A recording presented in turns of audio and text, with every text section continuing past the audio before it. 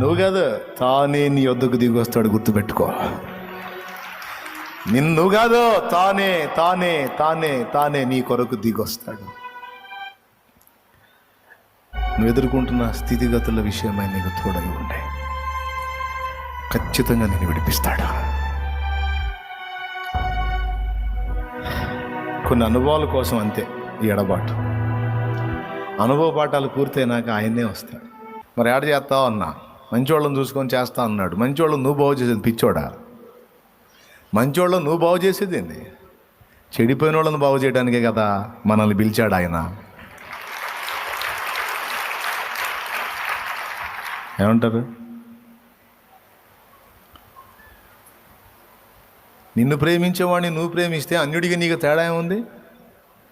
నిన్ను ద్వేషించేవాడిని సైతం ప్రేమించటమే కదా దేవుని బిడ్డ లక్షణం.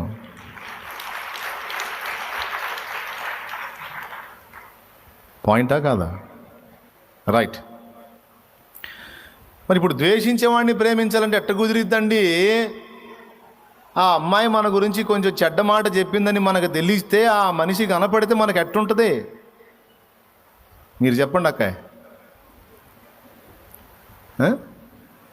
నీ దగ్గర మేలు పొంది ఆ పనికి మాలింది నీ మీద కాని మాటలు 4 చెప్పి అవతల వాళ్ళ మీద నిన్ను ఆరడిపరిచిందని నీకు తెలిస్తే నీకు కడుపు ఎంత మండిపోయిద్ది?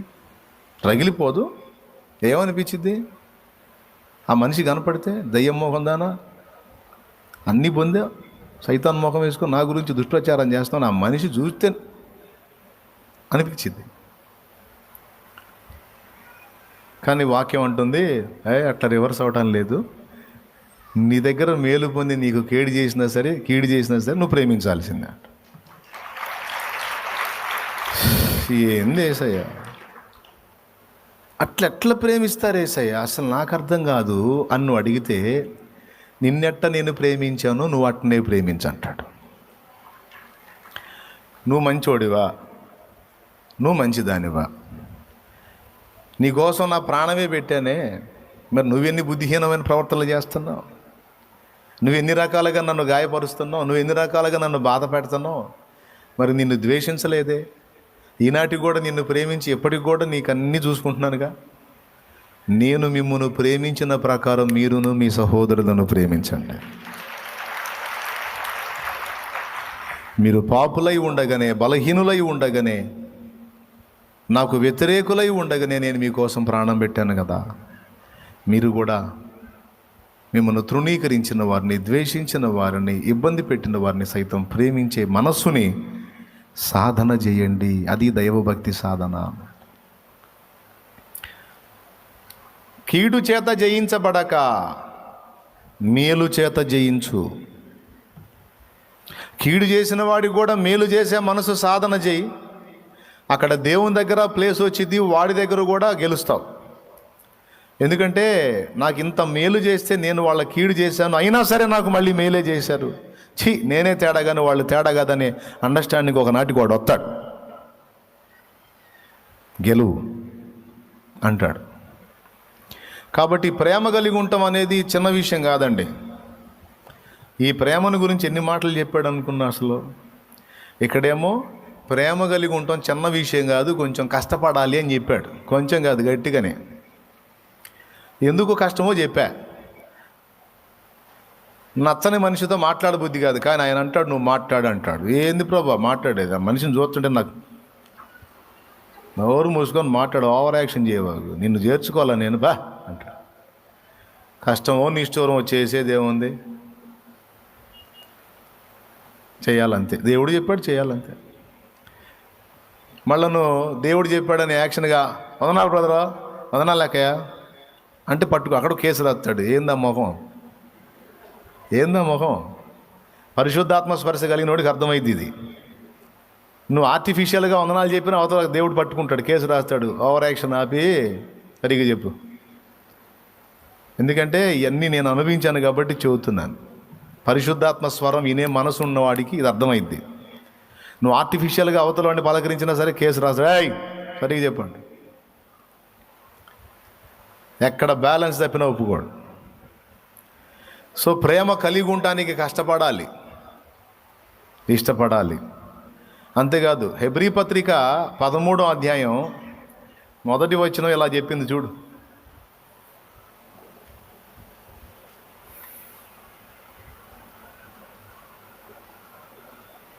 సహోదర ప్రేమ నిలవరముగా ఉండనీయుడి. సహోదర ప్రేమ నిలవరముగా ఉండనీయుడి అంటే నిలకడగా ఉండదని అర్థం. స్తోత్రం, హల్లెలూయా. అది కూడా నిజమే. కొంతమందిని చూస్తాం మనం, అబ్బో చట్టపట్టాలు వేసుకొని తిరుగుతుంటారు 4 రోజులు. అక్కాయిలే, అన్నాయిలే. మళ్ళీ 5వ రోజు చూస్తే వాళ్ళ ముఖం వీళ్ళు చూస్తే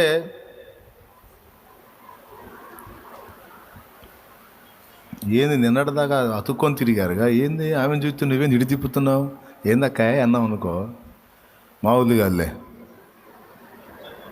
అరే ప్రేమ అంటివి, ప్యాణం ఎత్తానంటివి, అసలు నోటు అన్నాలు పెట్టుకుంటారు, టిఫిన్లు కుక్కుంటుంటారు నోట్లో. 4 రోజులేనా, 5వ రోజు ఏంది ఒకళ్ళొకళ్ళు తేడా అంటారంటే ఆ మనిషి అలాంటిదని నాకు అర్థం కాల అప్పుడు. ఇప్పుడు అర్థమైందంట. అందుకని ఆ మనిషిని ఒప్పుకోదంట ఈ మనిషి.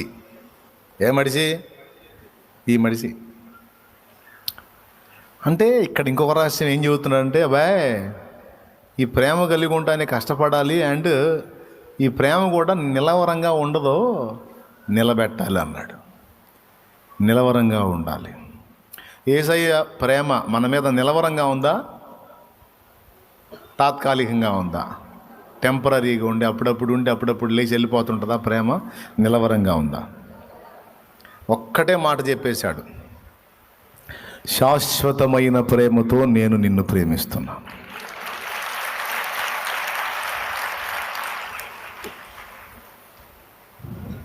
దేవునికి స్తోత్రం. సో ప్రేమ కలిగి ఉండటానికి కష్టపడాలి, ప్రేమను నిలవరంగా నిలబెట్టుకోవటానికి కూడా జాగ్రత్త తీసుకోవాలి. ఎందుకంటే ప్రేమే ప్రభువే ప్రేమ. ప్రేమ లేనివాడు దేవుని ఎరగడు. ఒక్కటే మాట. ఎప్పుడైతే మనలో అక్రమం ప్రవేశించిద్దో ప్రేమ చల్లారిపోయింది. దేవుని పట్ల కానీ మనుషుల పట్ల కానీ మనలో ఉన్న ప్రేమ చల్లారిపోతుంది అంటే అర్థం ఏమిటంటే, మనకు తెలియకుండానే మనలో ఎక్కడో క్రమం తప్పి అక్రమం చేస్తున్నాం. ఆ అక్రమం మనలో విస్తరించుట చేత ప్రేమ చల్లారిపోతుంది అనే మాట నేను కాదు, సాక్షాత్తు యేసు ప్రభువే. అసలు ప్రేమ ఎందుకు డ్యామేజ్ అయ్యిద్దన్న లాజిక్ చెప్పాడు. మత్తయి సువార్త 24వ అధ్యాయము 12. ఒకసారి బైబిల్ ఉన్నోళ్ళు తీయండి, చదువు. 24:12 వచనం. అక్రమము విస్తరించుట చేత అనేకుల ప్రేమ చల్లారు. అదండి కారణం. ప్రేమ ఎందుకు చల్లారిద్ది అంటే అదే కారణం చెప్పాడు. ఎవరి దగ్గర అక్రమం విస్తరించుట చేత? వెంటనే ఈ వ్యక్తులు అంటారు, మనం ఎవరిని ప్రేమిస్తున్నామో వాళ్ళలో అక్రమం కనపడ్డప్పుడు మన ప్రేమ చల్లారిద్ది అని అనుకుని లాజిక్ చెప్పుకుంటారు. నో, అట్లా కాదు. మనలో అక్రమం విస్తరించుట చేత దేవుణ్ణైనను దేవుని రూపంగా పుట్టిన మానవుడైనను ప్రేమించలేం. అర్థమైందా? పచ్చకామెరలో వచ్చినోడికి లోకమంతా పచ్చ కనపడద్దని లోకంలో సామెత ఉంది. అలాగే మన చిన్నతనంలో మనం కళ్ళద్దాలు పెట్టుకున్నాం. తగరపు కాగితం, ఎర్ర తగరపు కాగితం అట్టమొక్కలుగా పెట్టి రబ్బరు పెట్టి మనకు అమ్మేవాళ్ళు చిన్నప్పుడు. అది పెట్టుకొని ఇటన్నా చూడు ఎర్ర కనపడుతుంటుంది. దేవునికి స్తోత్రం. మీరు పెట్టుకొని ఆడుకున్నారా? నా చిన్నతనాన్ని ఉన్నాయి. అది అంటే ఇప్పుడు లోకం ఎర్రగా అయిపోయిందా, లేకపోతే మన కళ్ళు ఎర్రబారాయా? ఈ తగరపు కాగితం దెబ్బకి మన కళ్ళు మారిపోయినాయి తప్ప లోకం అది ఉండే వర్ణంలో అది ఉంది. ఇక్కడ తేడా జరిగింది ఎక్కడ? మనలో జరిగింది.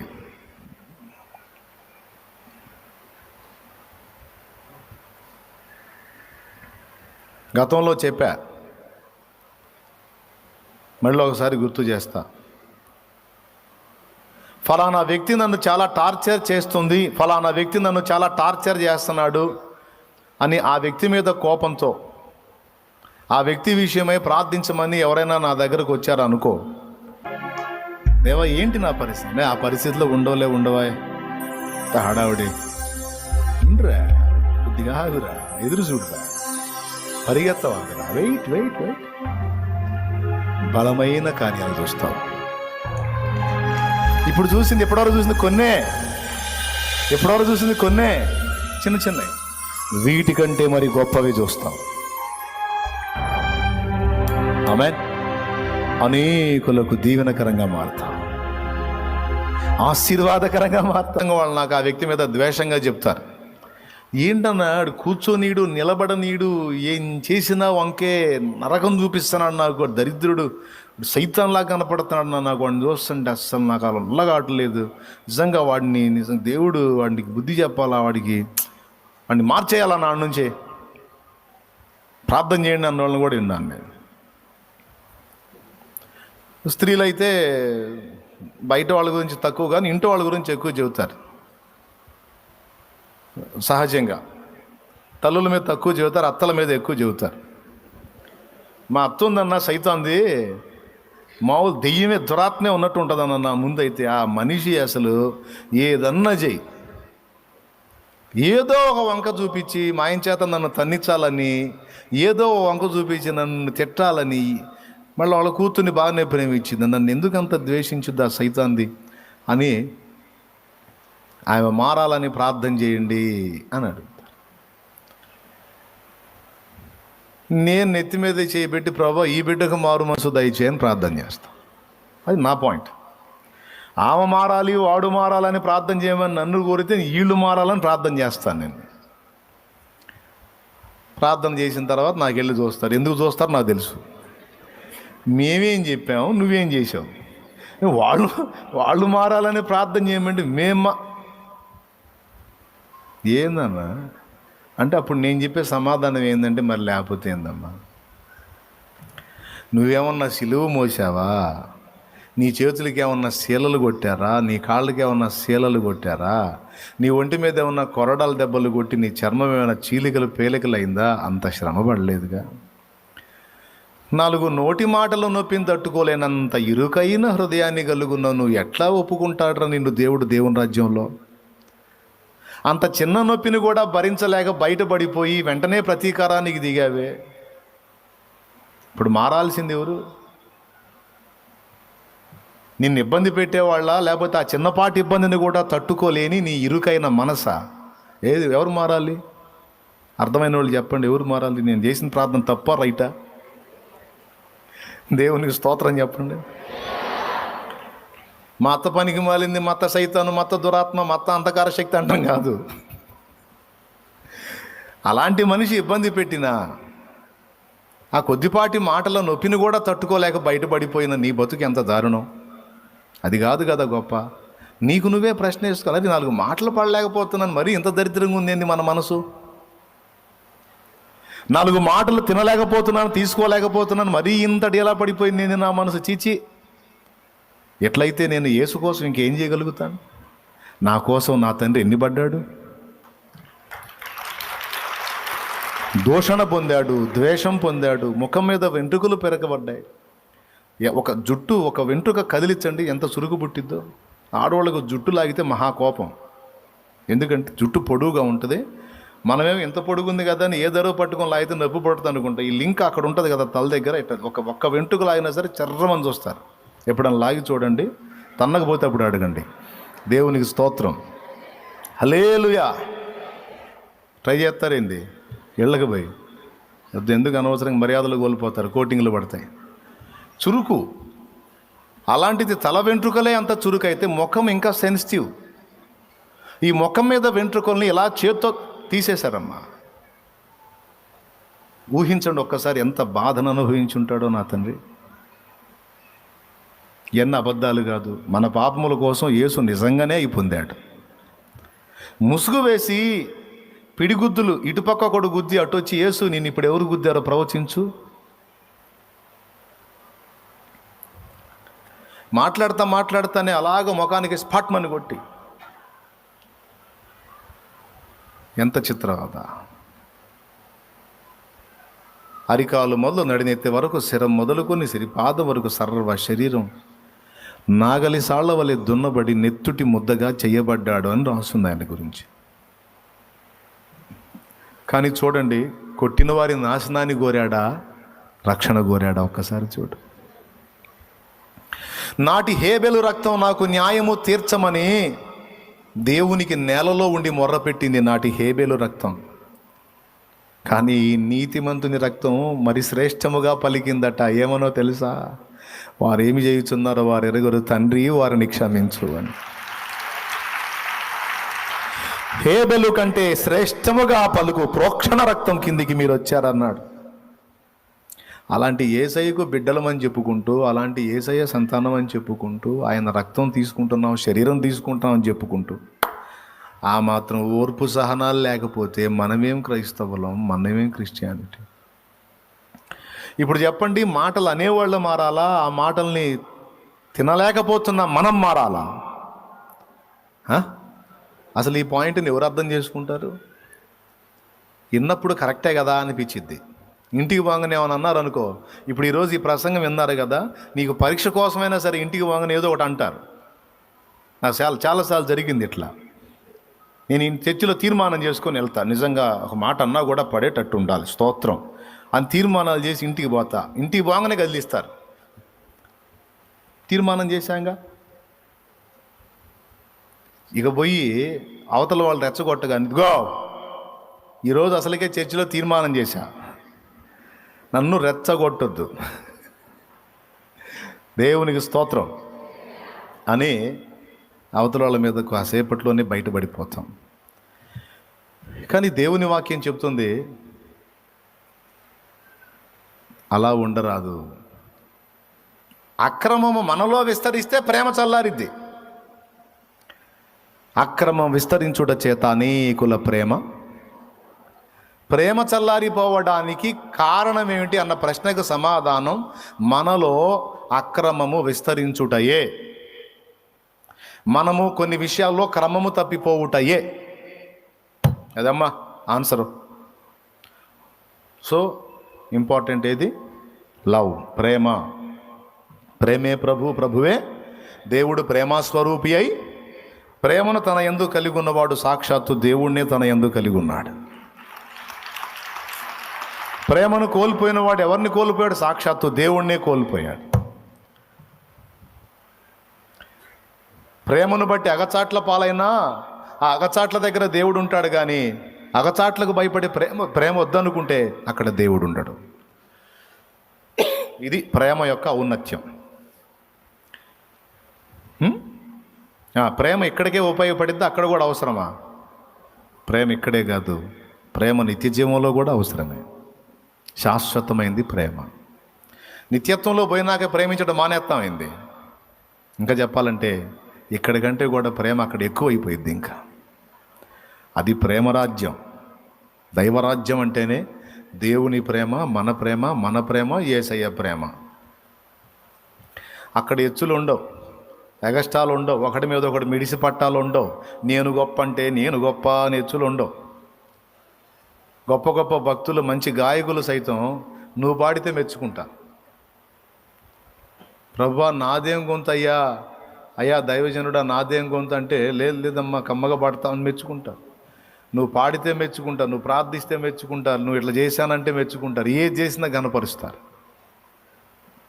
ఇక్కడ ఒకడు డబ్బా మొదలు పెట్టగానే నీదేం డబ్బా, నా డబ్బా చూడని మొదలు పెడతాడు. ఈ రెండవ డబ్బా మొదలు పెట్టక మూడవడు ఎత్తాడు, అసలు మీ ఇద్దరు డబ్బాలు ఆపండి, నాది ఇంకా అసలు బ్యాండ్ మేళం అని లేపుతాడు.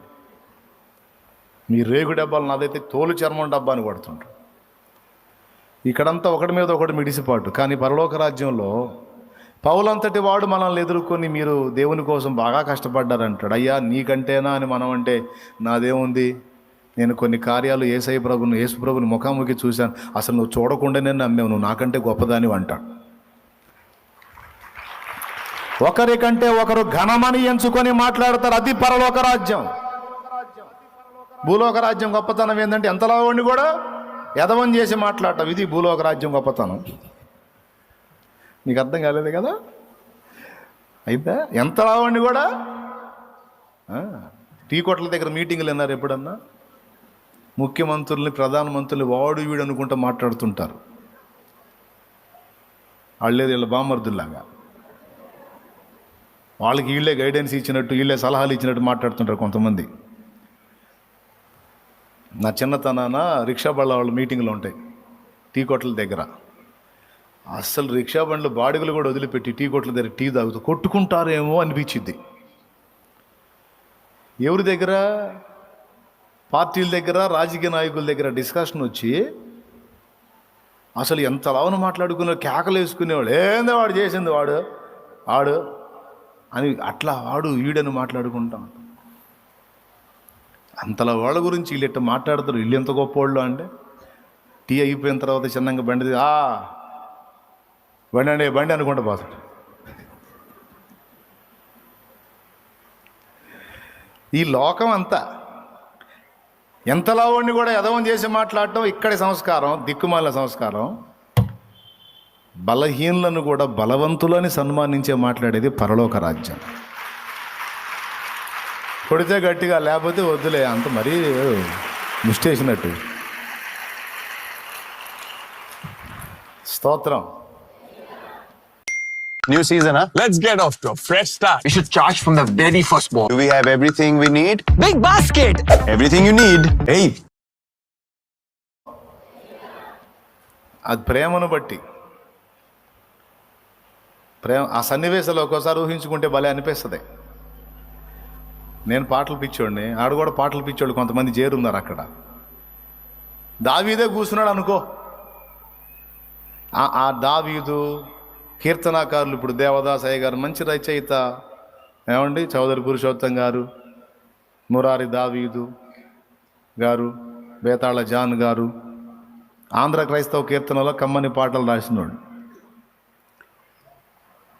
ఏమండి, మిక్కిలి సమూయేలు గారు, చెట్టి భానుమూర్తి గారు, రకరకాల భక్తులు ఉంటారు. ఆడ పెద్ద గుంపు ఉంటుంది అక్కడ. ఏబి మాస్లామణి గారు, వీళ్ళందరూ కలిసి కూర్చొని, రా అబ్బాయి, రా కూర్చో, నీకోసం ఎదురు చూస్తున్నావు. ఆ పాట పాడావు చూడు, అల్లాడిపోయాము. ఒక్కసారి పాడందారనుకో, నేను ఫేస్ ఎట్ట పెడతా?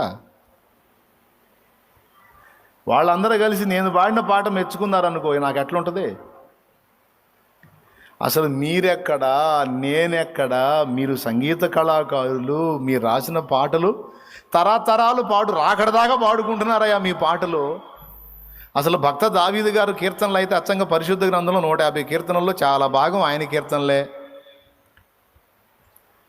దావీదు కూడా, కుమారుడా, అది కాదులే కానీ నువ్వు పాడావు చూడు ఫలానా పాట అద్భుతం అన్నాడు అనుకో, ఎట్లుంటుందండి? అదే పరలోకం అంటే.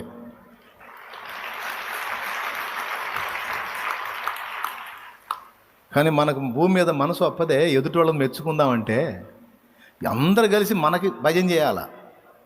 ఎవడన్నా చూడు మనల్నే మెచ్చుకోవాలి, కానీ సచ్చినా మనం ఇంకొకరిని మెచ్చుకోం. ఏం పిసినగొట్టు బుద్ధిలో ఏం పాడో నాకు అర్థం కాదు. నిజమా కాదా చెప్పండి? అబద్ధాలు ఆడకుండా నిజం చెప్పండి. కానీ మనం క్రైస్తవులంగా అందరు కలిసి మనకు భజన చేయాలంటాం కాదు.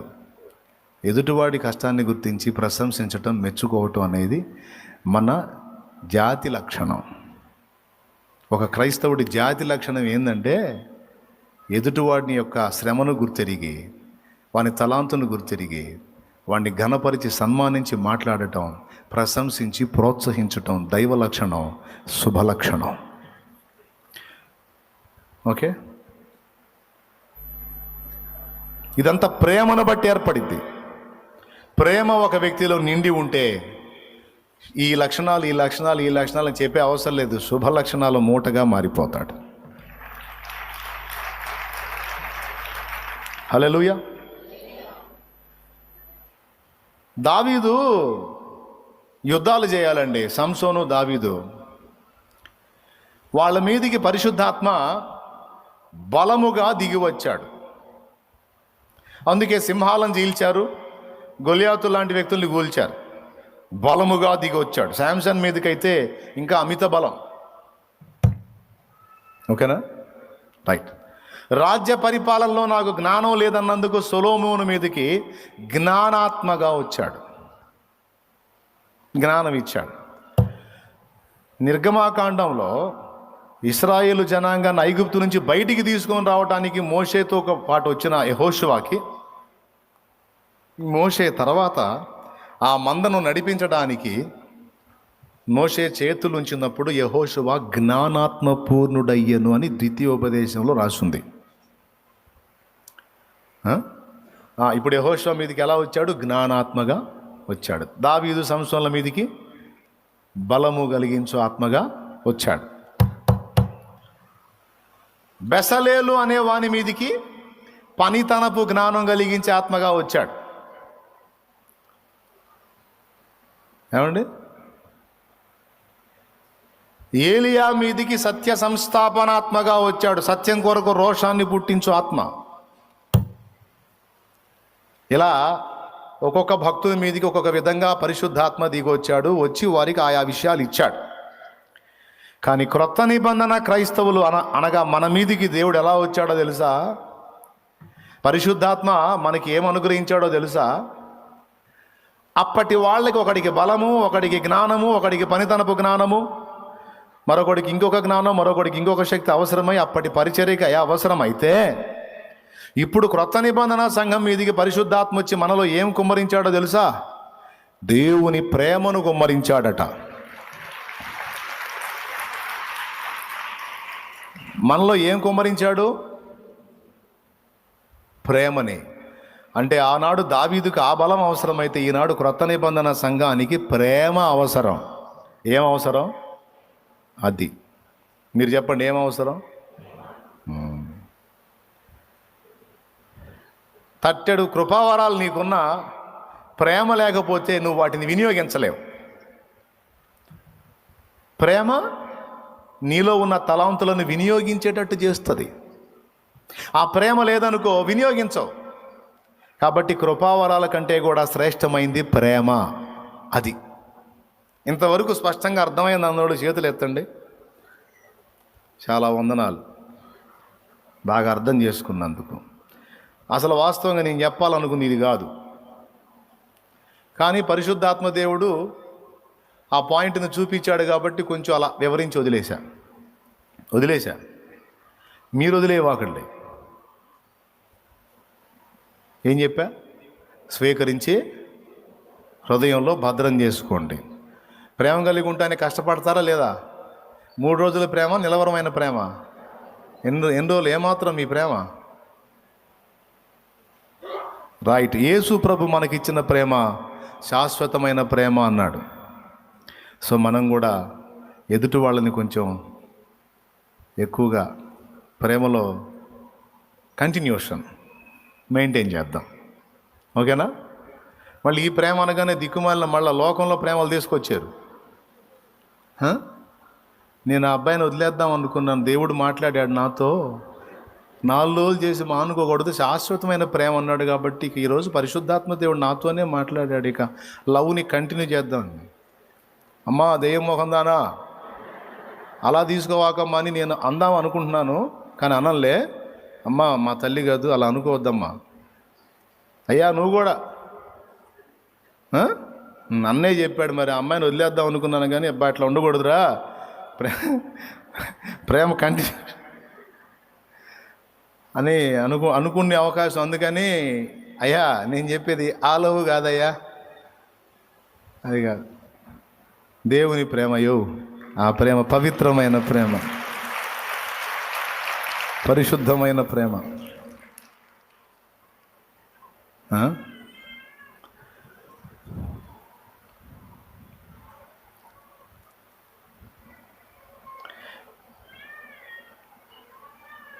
దేవునికి మహిమ. ఇరిమియా అన్న కమ్మని పాట రాశాడు. ప్రేమ ప్రేమ అని మాట్లాడతారు కానీ ప్రేమ గురించి తెలియచావదు. నిన్ను చూడక ఉండలేననే మాటలు విన్నావా, నీవు లేకపోతే బ్రతుకలేననే రాతలు చదివావా, నిన్ను చూడక ఉండలేననే మాటలు విన్నావా, నీవు లేకపోతే బ్రతుకలేననే రాతలు చదివావా, ప్రేమంటేనే తెలియని మనుషుల గారడి చెల్లెమ్మ, ప్రేమ పేరుతో మోసపోతే అది ఆరడి బ్రతుకమ్మ, ప్రేమంటేనే తెలియని మనుషుల గారడి చెల్లెమ్మ, ప్రేమ పేరుతో మోసపోతే అది ఆరడి బ్రతుకమ్మ, నీతి మాలిన మనుషుల ప్రేమలు నిజమనుకోకమ్మా, ఎండమావిలో ఎన్నడు దాహం తీరదే చెల్లెమ్మ, నల్ల ఎరుగని తెల్ల పావురమపై పైకెగిరావా, కఠినమైన ఈ లోకపు పోకడ.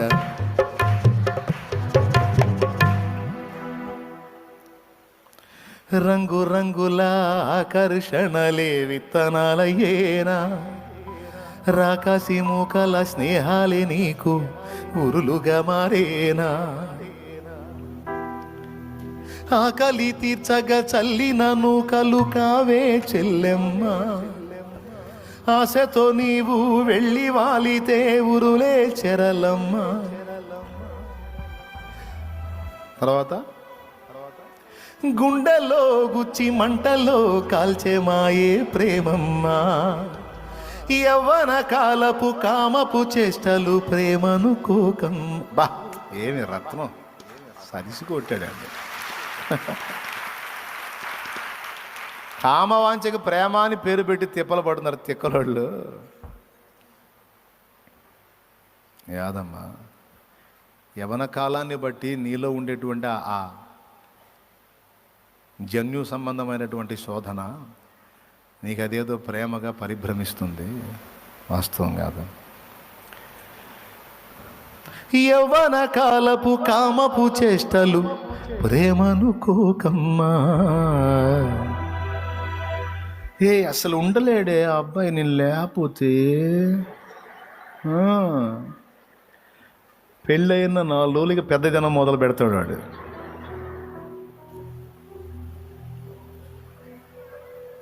దేవునికి స్తోత్రం.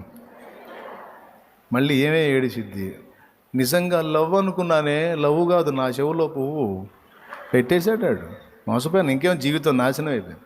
పెద్దోళ్ళు నిజంగా ప్రేమించే పెద్దోళ్ళు చెబుతుంటారు, అమ్మా మీ లైఫ్ రా, ఫ్యూచర్ రా, 4 రోజుల విషయం ఆలోచించవాకమ్మా, నీకు మంచి భవిష్యత్తు కోసం మేము ఎంత అల్లాడుతున్నాం, డాడీ ఎంత కష్టపడి సంపాదించి నీ చదువుకు తోడ్పాటు అందించాడు, ఇంత చేసిన వాళ్ళు నీకు బెస్ట్ ఫ్యూచర్ ప్లాన్ చేయలేమా, వెయిట్ రా తల్లి, కొంచెం ఆగురా, ఆలోచించరా, తొందరపడి ఇచ్చేసాను, మనసు ఇచ్చేసాను, నేను నా బంధు ఇచ్చేసాను అనవాకరా, నువ్వు జాగ్రత్త అమ్మా అని చెబుతా ఉంటా. యాడింటదే ఇంటదా, ఇంటాడా? నాయన వాడిని ఆపలేము, ఆమెను ఆపలేము. ఈ ప్రేమ అనే వంగతో వీళ్ళు హడావుడిగా ఐక్యం కావటం ఎంత ఆవేశమో, 4 రోజుల్లో పెటాకులు అయిపోవటం కూడా అంతే ఆవేశం. ఇన్ని చూసాం. అట్లా కాదులే, కొంతమంది ఐక్యంగా ఉండనే ఉన్నారులే, ఏం కాదని అంటారేమో. ఏమో, తల్లిదండ్రుల కళ్ళల్లో రక్త కన్నీళ్ళు చూసిన వాళ్ళు ఎవరు సుఖపడ్డట్టు చరిత్రలో లేదు. చూద్దాం. దేవునికి స్తోత్రం. తల్లిదండ్రుల కళ్ళల్లో అన్ని కన్నీ పెంచి పెద్ద చేసిన తల్లిదండ్రుల కళ్ళల్లో రక్త కన్నీళ్ళు మిగిల్చిన వాళ్ళు ఎట్లా సుఖపడతారు? పాపాలు ఒప్పుకోవాల్సిందే, మారు మనసు పొందాల్సిందే. క్రైస్తవులు అయి ఉంటే ఖచ్చితంగా తల్లిదండ్రుల విషయంలో నేను దుర్మార్గమే చేశాను, నన్ను క్షమించాయని ఆయన దగ్గర పడి ఏడవలసిందే. అప్పుడు ఏదన్నా అవకాశం ఇస్తాడేమో. యవ్వన కాలపు కామపు చేష్టల్ని ప్రేమ అని భ్రమించి తర్వాత అల్లాడిపోయే జీవితాలు ఎన్నెన్నో. కొంతమంది లవ్ చేసి పద్ధతిగా ఉండి వాళ్ళని ఒప్పించుకొని చేసుకునే వాళ్ళు కొంతమంది అయితే ఏకదం పక్షులు లేచిపోయినాయి. ఎక్కడ వాళ్తాయి తెలుసా ఈ పక్షులు? స్టేషన్లో వాలి బయటికి పోయిందే ఒక దరిద్రం అయితే స్థానిక స్టేషన్లోకి వెళ్ళి అమ్మాయి కేసు పెట్టింది. ఏమన్నా తెలుసా? మా అమ్మా నాన్న వల్ల నాకు ప్రాణహాని ఉంది అని. ప్రాణహాని ఉంటే నువ్వు పుట్టిన పురిటికందగా ఉన్నప్పుడే ఏదో నేను వైనం చేసేద్దురుగా, ఇప్పుడు ప్రాణహాని ఏందిరా దున్నపోతులాగా పెంచి. ఎక్కడ న్యాయం? అంటే వాళ్ళని కార్నర్ చేయటం, వీళ్ళ జోలికి రాకుండా. అదేమంటే మేజర్. కొంతమంది లవ్ మ్యారేజ్ చేసుకున్న వాళ్ళకి, ఇలా లేచిపోయి చేసుకున్న వాళ్ళకి నేను మాట్లాడే మాటలు నాకు తెలుసు ఆ సంగతి.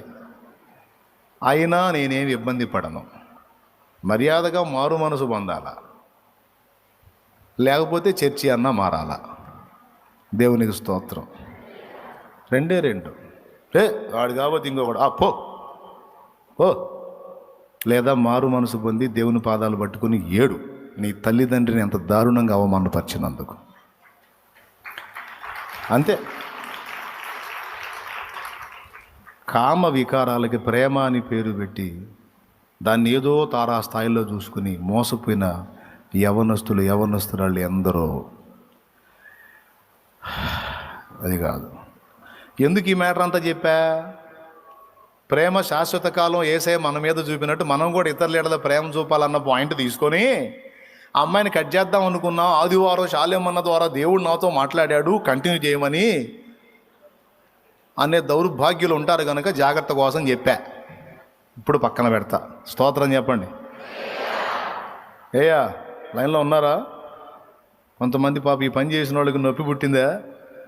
పుట్టని మంచి నొప్పి, అది బాగుపడే నొప్పి.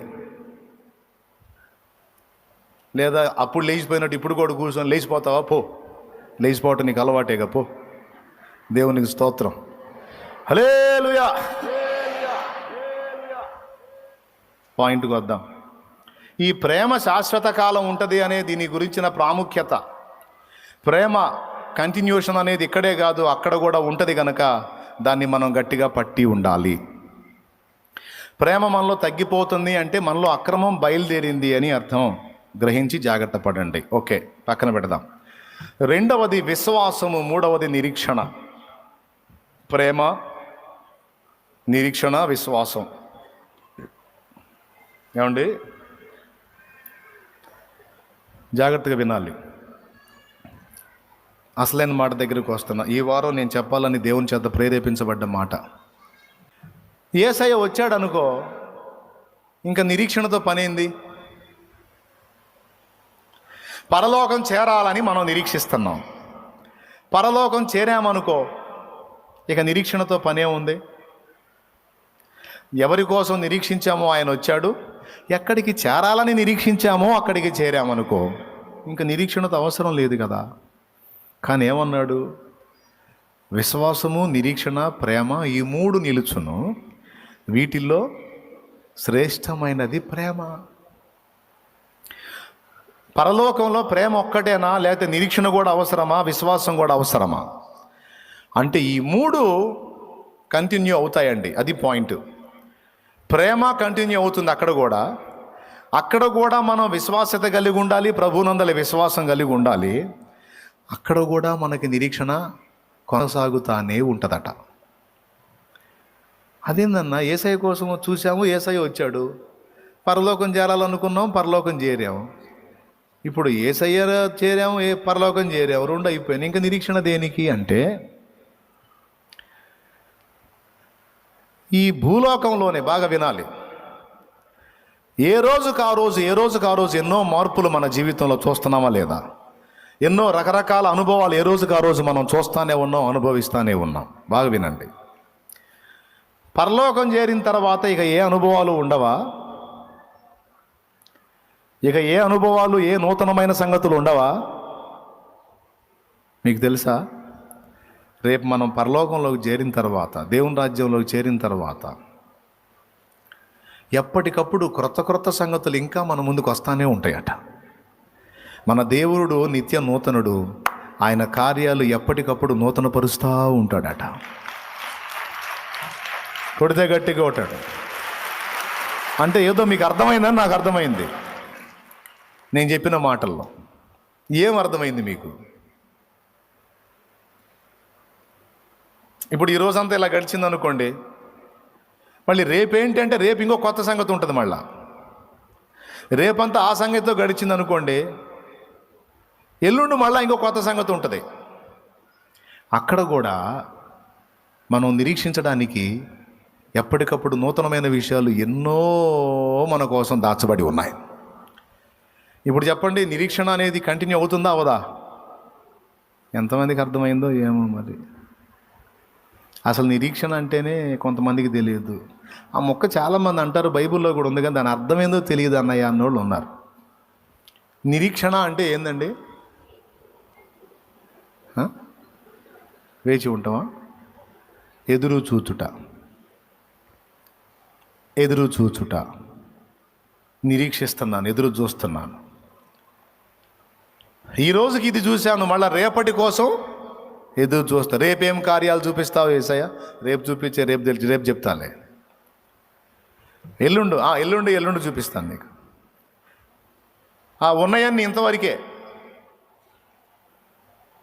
ఉన్నాయన్నీ ఇంతవరకే, ఇంకా మరొకటి లేదమ్మా చూపించడానికి కొత్తది అనేది ఏం లేదు. ఈ పరిశుద్ధ గ్రంథం ఎంతండి? ఈ పరిశుద్ధ గ్రంథంలో సంవత్సరాలుగా భక్తులు బోధిస్తానే ఉన్నారు, ఎవరికి వాళ్ళకి కొత్త సంగతులు బోధిస్తానే ఉన్నారు. ఇందులోంచి ఎప్పటికప్పుడు నూతనమైన సంగతులు బోధిస్తాను. అరే ఇదే పాతబడినప్పుడు, ఇదే రొటీన్ ఫీల్ లేనప్పుడు డైరెక్ట్గా ఆయన ముందుకు వెళ్ళిన ఆ లోకంలో రొటీన్ ఫీల్ ఇంకా నిరీక్షించే అవసరం లేదనే పొజిషన్ ఎందుకు ఉంటుంది? ఎప్పటికప్పుడు నువ్వు ఎదురు చూస్తూనే ఉంటావు, నీకు దొరుకుతూనే ఉంటాయి, చూస్తూనే ఉంటావు, అందుతూనే ఉంటాయి, రకరకాల సంగతులు అనుభవిస్తూనే ఉంటావు, ఆనందిస్తూనే ఉంటావు. లేకపోతే అక్కడ ఆనందం ఏముంటుందో నాకు అర్థం కాదు. మీకేమన్నా ఇప్పుడన్నా అర్థమైందా? లేకపోతే మళ్ళీ చెప్పేది ఇంకోసారి మాకు నీరసం అవుతుంది, చెప్పండి సరిగా అర్థమైందా? రైట్. నిరీక్షణ అనేది కూడా నిర్విరామంగా కొనసాగిద్ది అక్కడ. ఎందుకంటే మనం ఎప్పటికప్పుడు పొందుకునే క్రొత్త సంగతులు అనేకం ఉంటాయి కాబట్టి. ఏమండి, ఆ నిరీక్షణ గురించి ఈరోజు చెప్పాలనుకున్నానండి. ఒక్క ముక్క. పరలోకములో క్రొత్త సంగతులు చూపించే దేవుడు. వినండి, ఇక నేను మీకు నమ్మకం కోసం పైకి లెగుస్తా. అబ్బాయి కొంచెం దీన్ని లేపండి రా.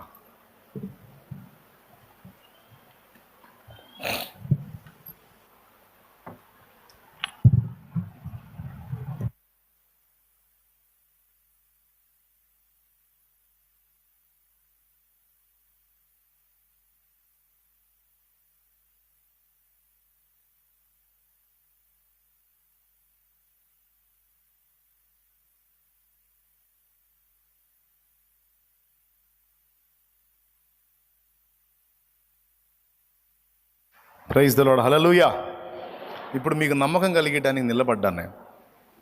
అంటే ఇప్పుడు మీకు నిరీక్షణకు ఆధారం ఏర్పడింది. పైకి లేచాడంటే తొందరగానే ముగిస్తాడని. దేవునికి స్తోత్రం. హల్లెలూయా చెప్పండి గట్టిగా. ప్రియులారా జాగ్రత్తగా వినండి. మనం దేవుని ఎదుట ఎదురు చూసి ఎప్పటికప్పుడు నూతనమైన సంగతులు పొందుకోవటానికి రేపు అక్కడే కాదు, ఈ భూమి మీద కూడా ఉంది. సింపుల్గా ఒక్క మాటలో చెప్పాలంటే ఉండనీయడు, ఉండనీయడు, నిన్ను అలానే ఉండనీయడు. నువ్వు ఏ పరిస్థితుల్లో ఉన్నా నిన్ను అలానే ఉండనీయడు. అంతే. ఒక క్రైస్తవుడుగా, ఒక దేవుని సంబంధిగా నీలో నాలో కలిగి ఉండాల్సిన నిరీక్షణ ఇది. ఈరోజు ఉన్నట్టే రేపటిని కూడా ఉండనీయడు.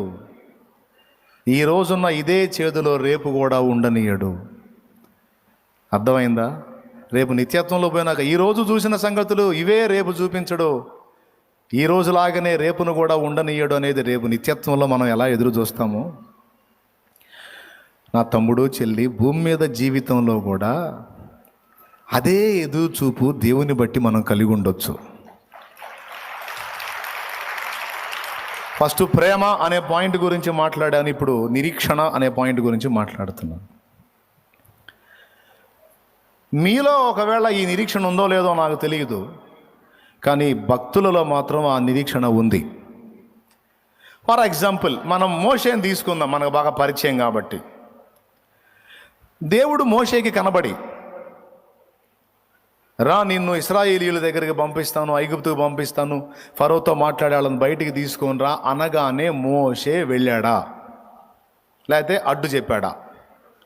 ఏమని చెప్పాడు మీకు తెలుసు, చెప్పండి.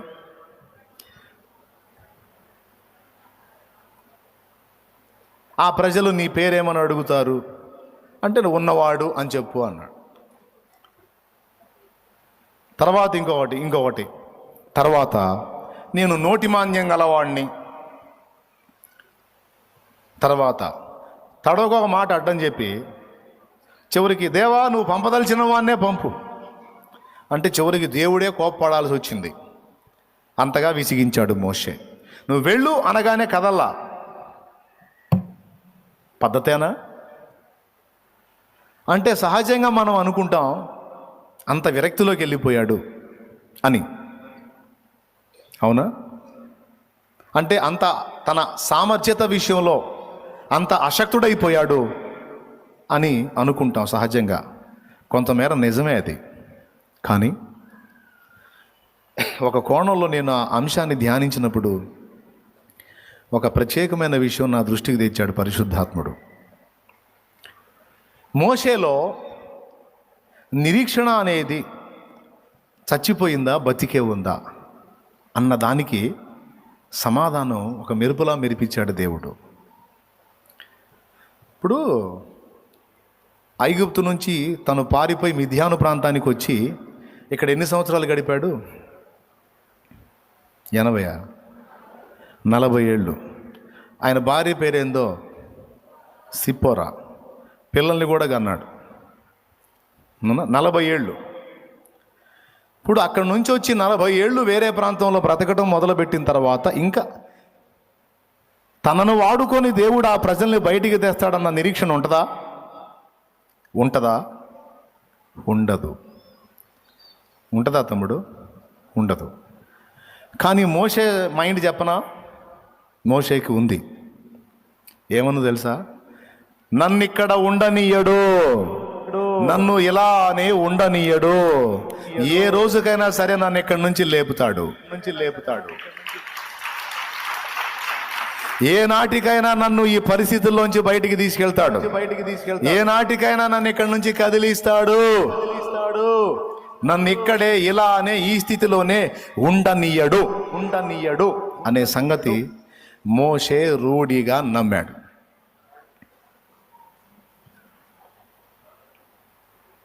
దేవుడు ఏందో కాస్త కోస్తో తెలుసు మోషేకి. అందుకే అంత ఎదురు చూశాడు. దానికి నిరూపణ నేను చెప్తా.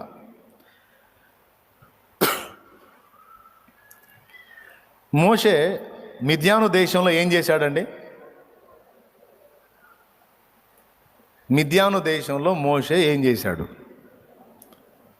వామ్మో ఇది ఎంత దారుణం. తన మామ అయిన ఇత్రో మందను మేపుతా ఉన్నాడు. మీరు లాజికల్గా ఆలోచించి చూడండి. 40 సంవత్సరాలు మామ మందను మేపటం ఏంది?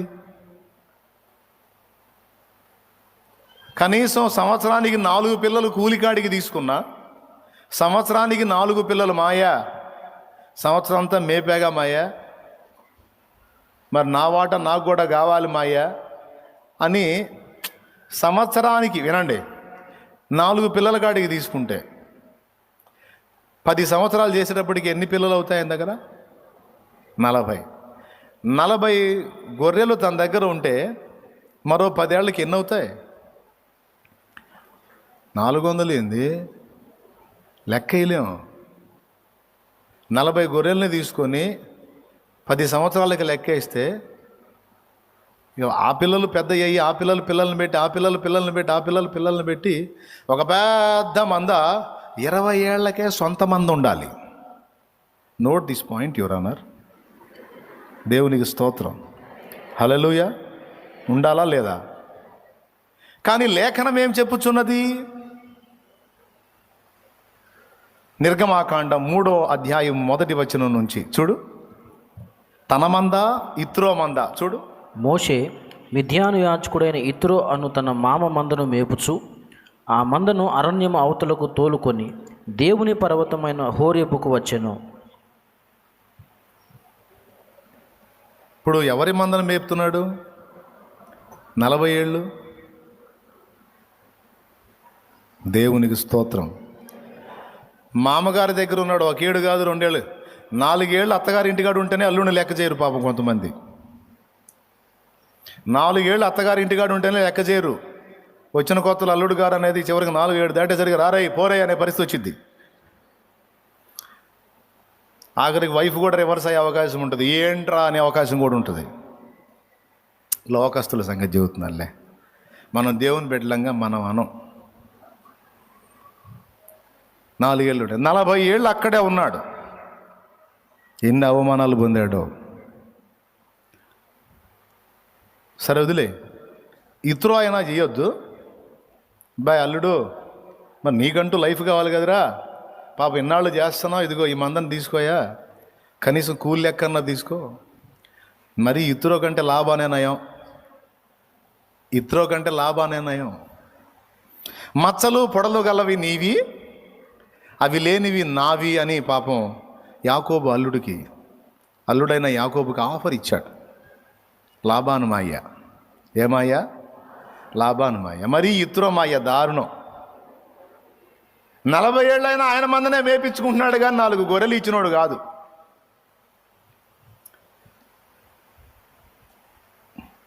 ఇచ్చాడా? ఇలా పోనీ మోషేకి సొంత మంద ఏమన్నా ఉందా? లేదు. ఎందుకని? ఎందుకో తెలుసా?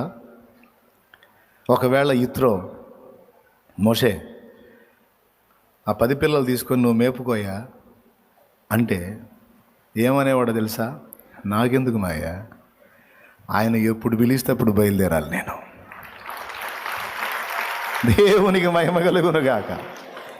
ఆయన ఎప్పుడు పిలిస్తే అప్పుడు బయలుదేరాలి నేను, నాకెందుకు? అమ్మ ఏమి నిరీక్షణ, ఏమి పట్టు ఆ పట్టు. 40 ఏళ్ళైనా సరే అదే ఎదురు చూపు, అదే నిరీక్షణ. తనకంటూ మందను ఏర్పరచుకోవాలి. అదృశ్యుడైన వానిని నిదానించి చూచుచున్నట్టుగా విశ్వాసము గలవాడై మిద్యానుకు పోయాడు. ఆయన తక్కువోడా, నిరీక్షణ దేనోడా? సహజంగా మనకు అనిపించింది 40 ఏళ్ళంటే ఉండదండి. నిజంగా బహుశా ఇతర కూడా అడుగుంటాడు, సిప్పోరా కూడా అడుగుంటుంది నాకు తెలిసి. ఆలోచిస్తే నాకు బల్బు వెలిగిందండి. అమ్మ మోషే తక్కువడు కాదు. అదృశ్యుడైన వానిని నిదానించి చూచుచున్నట్టుగా విశ్వాసము గలవాడై మిద్యానుకు పోయాడు. ఆయన తక్కువోడా, నిరీక్షణ దేనోడా? సహజంగా మనకు అనిపించింది 40 ఏళ్ళంటే ఉండదండి. నిజంగా బహుశా ఇతర కూడా అడుగుంటాడు, సిప్పోరా కూడా అడుగుంటుంది నాకు తెలిసి. ఆయన ఎన్నిసార్లు మందం తీసుకోవాయా అని చెబితే కూడా నాకెందుకు అంటావు పెద్ద పోటుగాళ్ళలాగా. ఈ మొక్క చెప్పబట్టి 20 ఏళ్ళు అయింది. ఆయన వస్తాడు, నన్ను పిలుస్తాడు, నేను పోతాను. ఎవరాయన? దేవుడు. ఆయన వస్తాడు, నన్ను పిలుస్తాడు, నేను పోతాను, మా వాళ్ళని తెస్తానంటావు. మోషే అంటాడు, ఈ మంద ఏం మంద? గొర్రెల మంద. నేను ఆ మందం తోలుకొని రావాలి. ఏమందనే? ఆ మంద ఉంది. తమ్ముడు, మనుషుల్ని బట్టే జాలరిగా చేస్తాను నిన్ను అన్నాడు దేవుడు.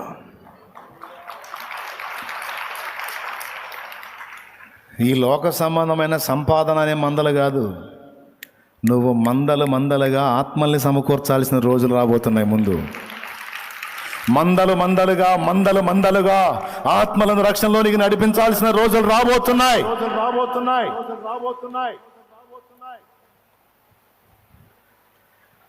దేవుని వాక్యం ఇది గుర్తుపెట్టుకో. నీ నిరీక్షణ నిష్ఫలం అనుకుంటున్నావా? నీ ఎదురు చూపు వ్యర్థం అనుకుంటున్నావా? నా తండ్రి నీ ఎడల కార్యం చేస్తే సంవత్సరాలు, నెలలు కాదు, క్షణాలు పట్టదు కార్యాలకి.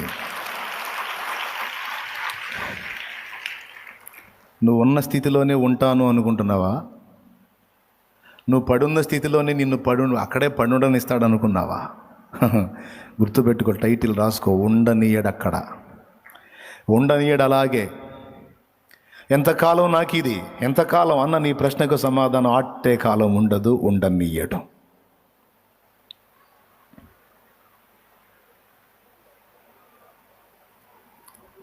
ముప్పై 38 సంవత్సరాల జబ్బు రోగంతో పడున్నాడు ఒకడు, ఉండనిచ్చాడు అక్కడే. వాడప్పటికి బహుకాలము నుండి ఆ స్థితిలో ఉన్నాడని ఎరిగి, ఇదిగో నీవు స్వస్థపడగోరుచున్నావా అని పలకరించి మరి వాడిని బాగు చేసి పంపించాడు. శృంగారమన్న దేవాలయం దగ్గర పుట్టినది మొదలుకొని కుంటివాడైన వాడిని అలానే అక్కడే ఉండనిచ్చాడా? లే, యేసునామంలో లేచి గంతులు వేసి నడవమన్నాడు. ఆధ్యాత్మిక కుంటితనంలో కూలబడిపోయావా? ఆట్టేకాలం అలానే సాగుతా అనుకుంటున్నావా? అట్లా ఉండనీయడు. పడతా లెగుస్తా ఉన్నావా? నిన్ను నిలబెట్టి తీరుతాడు ఆయన. ఈ అత్తగారింటికాడ ఈ బాధలు ఎంతకాలం? నాకు ఎంతకాలం ఈ అవమానాలు, ఈ తిరస్కారాలు? దేవా, నీ కార్యం కోసం ఎదురు చూస్తున్నాను. యెహోవా, నీ కార్యముల కొరకు నిరీక్షణతో ఎదురు చూస్తున్నా. యెషయా అంటాడు, యెహోవా కొరకు ఎదురు చూచువారు నూతన బలం పొందుతారు. క్రొత్త కార్యాలు చూస్తారు, క్రొత్త బలాన్ని కూడా పొందుతారు. ఎవరెవరు ఏ స్థితిలో పడున్నారో ఒక్కటే మాట ఈరోజు దేవుడు చెప్పమన్న మాట. నేను ఈ స్థితిలో పడున్నాను, నా గతి ఏంది అని అడిగిన వారికి ఒక్క ముక్క చెప్పవా ఈరోజు అన్నాడు. అది చెబుతున్నా. ఏంటంటే, నువ్వు ఏ స్థితిని గురించి వాపోతున్నావో ఆ స్థితిలో నిన్ను అక్కడే ఉండనియను అని ఆయన మాట్లాడుతున్నాడు. నీ ఇష్టం.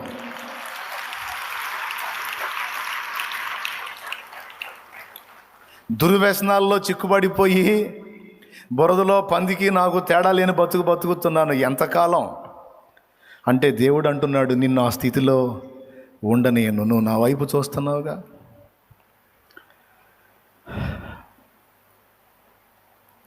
నీ వల్ల కాదని ఎరిగి నా కోసం చూస్తున్నావుగా. విడిపిస్తాను నిన్ను. ఆ బంధకాల్లోంచి నిన్ను బయటికి తీసుకొస్తాను. దీనికి బైబిల్లో ఎన్ని ఆధారాలు. బబులోను చెరలోనే తన బిడ్డలను వదిలేశాడా? అక్కడే ఉండనిచ్చాడా? తెచ్చాడుగా. ఐగుప్తు చెరలోనే ఉండనిచ్చాడా?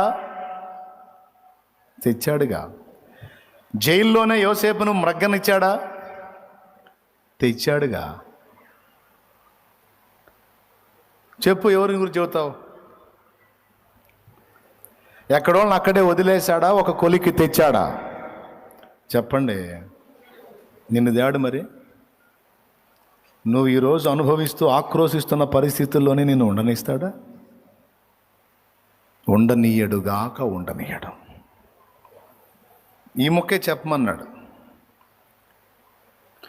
నా జనులు ఇక ఎన్నడూ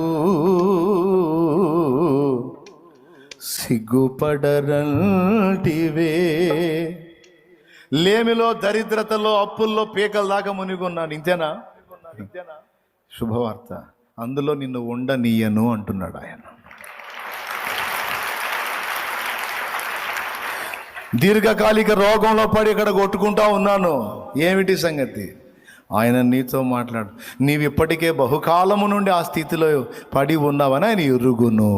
ఇదిగో ఆయన నిన్ను లేవనెత్తబోతున్నానని చెప్పమన్నాడు.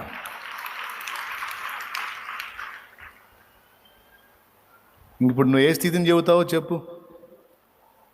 నువ్వు దేన్ని ఎక్కడ ఇరుక్కుపోయి అల్లాడిపోతున్నావో చెప్పు. దానికి ఆయన సమాధానం ఒక్కటే, నేను ఉన్నవాడును, నిన్ను ఉండనీయను. దేవునికి మహిమ కలుగునుగా. మా అమ్మ కూడా వచ్చి కూర్చుంది. మా అమ్మ కూడా శుభవార్త. వాన పడితే ఆ ఉన్న రేకులు ఇల్లంతా కారిపోతుందంట. నీకు కూడా చెబుతున్నాను, నిన్ను ఆ ఇంట్లో ఉండనీయను అని. మరి ఏం చేస్తాడు? ఆ రేకులు తీసి ఇనప రేకులు లేపిస్తాడు అంతే.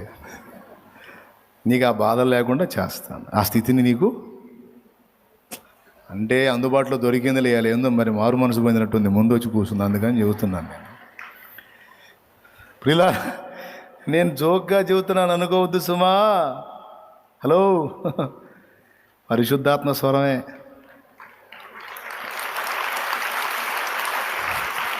వెదుకుతూ ఉన్నావా విడుదల దారే కనరాగా? పొందే ఈ శ్రమలు నీతో ఉండవు కడదాకా. వెతుకుతూ ఉన్నావా విడుదల దారే కనరాక? ఉందే ఈ శ్రమలు నీతో ఉండవు కడదాకా. అదిగో ప్రియునికేకా నీకై యేసురాక. అదిగో ప్రియునికేకా నీకై. హల్లెలూయా. తన కళ్ళ ముందు ఎంతోమంది వెళ్ళి బాగుపడి వెళ్ళిపోతూ ఉంటే, కోనేట్లో పడి బాగుపడి వెళ్ళిపోతూ ఉంటే, తనను తీసుకెళ్ళి అందులో వేసేవాళ్ళు లేక పట్టించుకునేవాళ్ళు లేక ఎన్ని ఏడ్చుకున్నాడో, ఎన్ని రోజులు ఏడ్చుకున్నాడు. ఆ కన్నీళ్ళను ఆయన చూసి తానే దిగొచ్చాడు.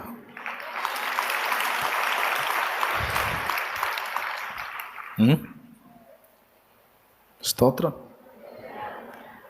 మోషే, నా ప్రజలకు ఇశ్రాయేలీయుల మొర్ర నిజముగా నా యొద్దకు చేరి ఉన్నది. ఇశ్రాయేలీయుల మొర చేరిందా, మోషే మొర చేరిందా? మోషే ఎవరు? ఇశ్రాయేలీయుడే. అటుపక్క వాళ్ళ మొర్రతో పాటు ఇటుపక్క మోషే మొర్ర. దేవా, నేను ఏమనుకున్నాను, ఏం ఆశించాను? సింహాసనాన్ని వదిలిపెట్టానే, రాజ్యం వద్దనుకున్నానే, ఫరో రాజు కుమారుడు తర్వాత సీట్ ఎక్కేవాడిని వద్దనుకున్నానే, నా ప్రజల్ని బయటికి తేవాలనుకున్నానే. ఏమిటి నాకు ఈ పరిస్థితి? ఎంతకాలం నాకు ఈ బాధ? ఇంత కృప పొంది ఇన్ని త్యాగాలు చేసి గొర్రెలు కాసుకోవటానికా?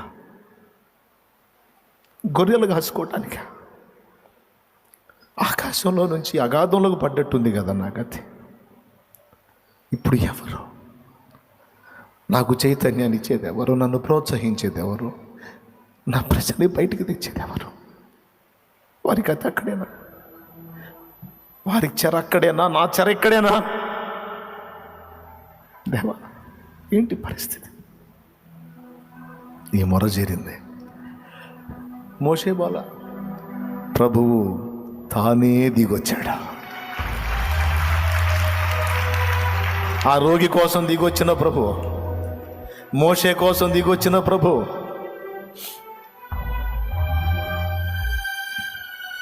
బర్తిలోమయి కోసం నడిచి వచ్చిన ప్రభు, రక్తస్రావం గల స్త్రీ జబ్బుతో ఉన్న ఆమె దగ్గరికి అందుబాటులోకి వచ్చిన నా యేసయ్య నిన్ను దాటిపోతాడా?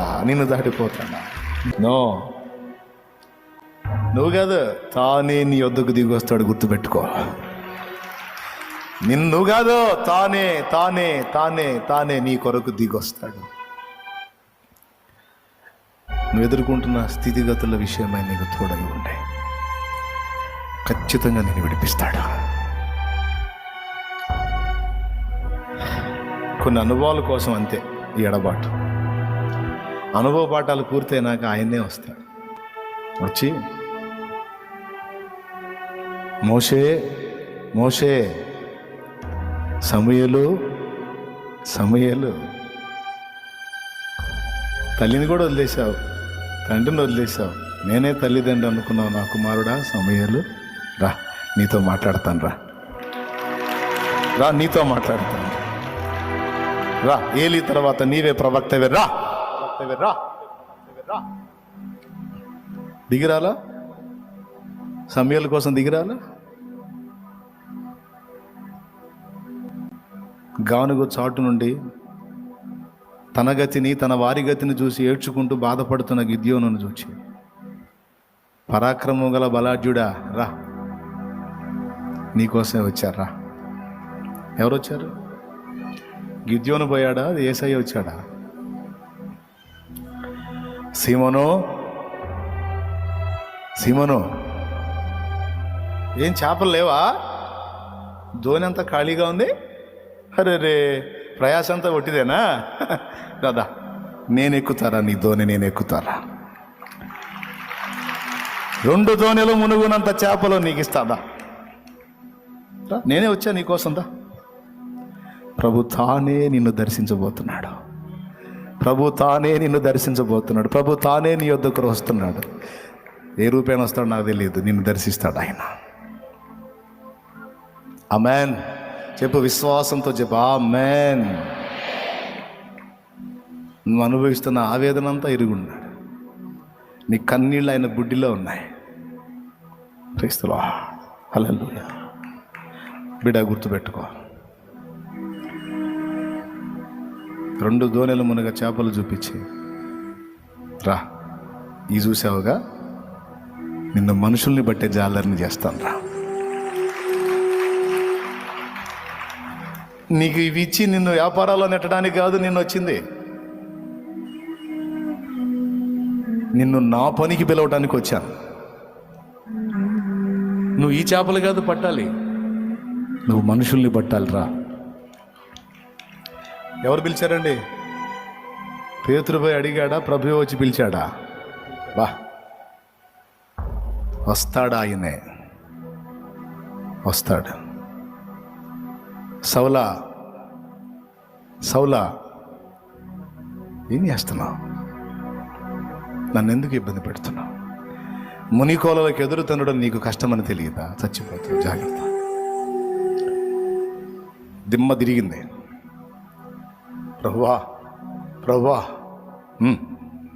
వెళ్ళు, దమస్కులోనికి వెళ్ళు, నువ్వేం చేయాలో అక్కడ నీకు బోధిస్తాను పో. ప్రభువా, దుర్మార్గుణ్ణి, తెలియక దుర్మార్గాలన్నీ చేశాను, నన్ను క్షమించి వెళ్ళు, నువ్వు దమస్కుకు వెళ్ళు.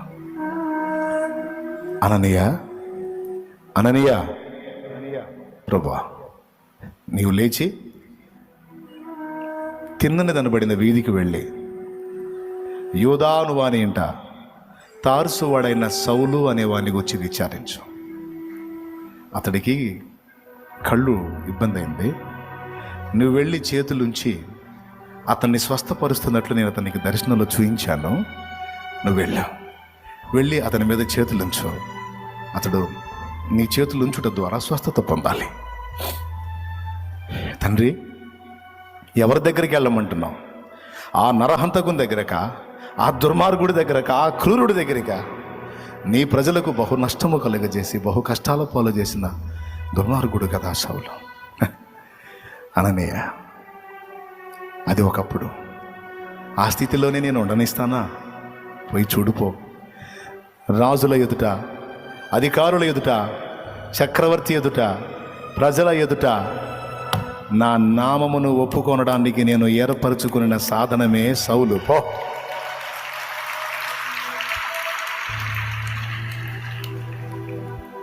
బిడలారా, ఇలా ఎన్ని చెప్పొచ్చు? ప్రభు తానే దిగి వచ్చి నెరవేర్చిన కార్యాలు కోకొల్లలు. అంతమంది దగ్గరికి వచ్చినోడు నీ దగ్గరికి రాడా? అలానే ఉంచేస్తాడా నిన్ను? ఆ స్థితిలోనే, ఈ కన్నీళ్లలోనే, అవమానాల్లోనే, ఆవేదనలోనే, నిష్ప్రయోజనమైన పాత్రగానే వదిలేస్తాడా? నో, నిశ్చయముగా ప్రభు నీ దగ్గరికి వస్తాడు. ఆయన కొరకు నిన్ను సిద్ధపరచుకుంటాడు. నీ ఉన్న పరిస్థితులలో నుంచి నిన్ను విడిపిస్తాడు. ఆయనే చెప్పమన్నాడు, నేను ఉండనేనని చెప్పు. నేను ఉన్నవాడను, నా బిడ్డల్ని వారి యొక్క శ్రమలలోనే పడవేయను, వారిని అక్కడ ఉండనియను, నేను వారిని విడిపించువాడనై ఉన్నాను. శాపములోనే నేను పడవేసేవాడిని కాను, అక్కడి నుండి విడిపించి ఆశీర్వాదపు అనుభవాల్లో గుండా నడిపించువాడను. చెప్పు. నిరీక్షణ కోల్పోయి నిరుత్సాహము, నిరాశ, ఊబిలోకి దిగిపోయిన వారికి చెప్పు, అందులో ఉండ నేను నిన్ను పైకి లేవనెత్తువాడనని. మునుముందు నూతన కార్యాలు ఉన్నాయని చెప్పు. కొన్ని చూశారు, ఇక ముందు అనేకమైన వాటిని చూడబోతున్నారని చెప్పు. నమ్మినోడు స్వతంత్రించుకుంటాడు, అనుమానించినోడు కోల్పోతాడు. కృప వెంబడి కృపను పొందుచు, కృపలో జయ గీతమే పాడుచు. కృప వెంబడి కృపను పొందుచు, కృపలో జయ గీతమే పాడుచు. కృపలో జయ గీతమే పాడుచు. యేసయ్యా నీవే నాగని, వేరెవ్వరు నాకు లేరని.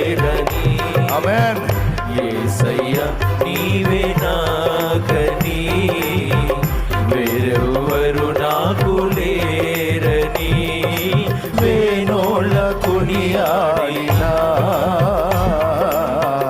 నాశలు తీరవే వేణోళ్ళ కొనియాడినా నాశలు తీరవే. దేవా ఎప్పుడు వాగ్దానం చేశావు? ఏది నీ సంతానం? మాటిచ్చావు గయ్యా. నీ సంతానం భూలోకంలోని జనులందరూ నీ సంతానంలో ఆశీర్వదించబడతాను వాగ్దానం చేశావు గయ్యా. ఏది? సంవత్సరాలు ఖర్చు అయిపోయింది గయ్యా.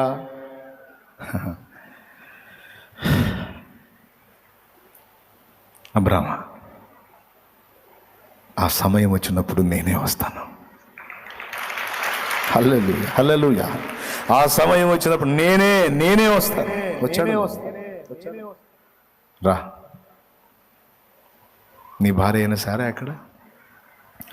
మీదటికి ఈ కాలం నిర్ణయ కాలమున నేను వస్తాను. అప్పుడు నీ భార్య అయిన సారా నీకు కుమారుని కంటుంది. మీ చేతిలో బిడ్డ ఉంటాడు. ఎప్పుడమ్మా? మీదటికి ఈ కాలమున అండ్ నిర్ణయ కాలమున. మోషే, నీ మూలుగులు నాకు వినపడుతున్నాయి. ఇంతేనా? ఇంతటితో అంతమేనా? నో కాదు, నూతన కార్యాలు ఉన్నాయి. నేనే వస్తా. ఆ సమయం ఆసన్నమైంది. వస్తా, చూపిస్తా.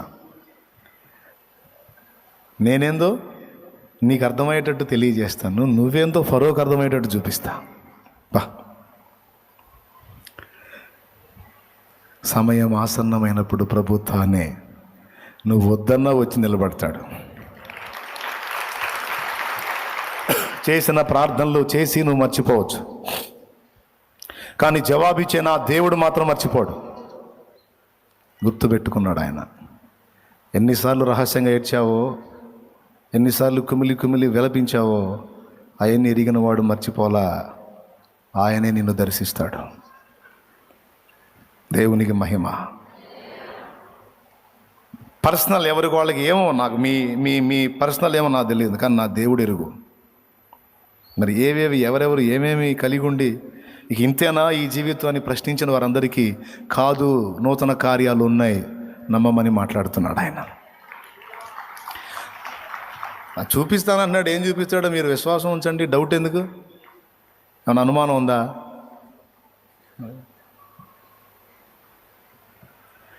ఉందిలే దీవెనా.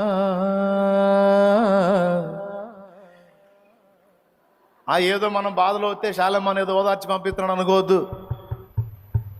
ఏదో ముఖాల్లో ఆనందం కోసం, ఏదో ఓదార్పు కోసం చెప్పింది కాదు. ఏదైతే నేను చెప్పాలో ఆ ఒక్క మాటనే నా హృదయంలోంచి మిగిలిందంతా బ్లర్ చేస్తాడు దేవుడు. అది విషయం. ఎవ్రీ సండే జరిగేది అది. బోల్డంత మ్యాటర్ ఉంటుంది నా దగ్గర, అదంతా రానీడు. ఆయన ఈరోజు మీకు ఏది చెప్పాలనుకున్నాడో దాన్ని మాత్రమే ఓపెన్ చేసి నా దగ్గర ఉన్న మిగతా సబ్జెక్ట్ అంతా బ్లర్ చేసి పడేస్తాడు. ఇక అది ఏది మైండ్లో ఉండదు. అలా అందిందే ఈ వాక్ ఈరోజు.